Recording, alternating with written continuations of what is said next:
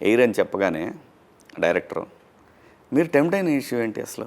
So నాకు ఆ intermediate setup అన్నది ఫస్ట్ ఆఫ్ ఆల్ చాలా ఇంట్రెస్టింగ్ అనిపించింది సార్. నాకు అకాడమిక్ పరంగా మాట్లాడుతున్నట్టు అందులో ఉన్న కాన్ఫ్లిక్ట్ కూడా ఇన్బిల్ట్ ఇంటర్మీడియట్ వాళ్ళు కనెక్ట్ అయ్యేలాగానే ఉంది. ఒక లవ్ స్టోరీయో ఏదో దాన్ని బేస్ చేసేసుకొని ఇంటర్మీడియట్ చెప్పడం కాకుండా చాలా కనెక్టివిటీ కనిపించింది ఇందులో. నేను కూడా అదే బ్యాక్డ్రాప్ నుంచి నేనే అదే చదువుకొని రావటం వల్ల.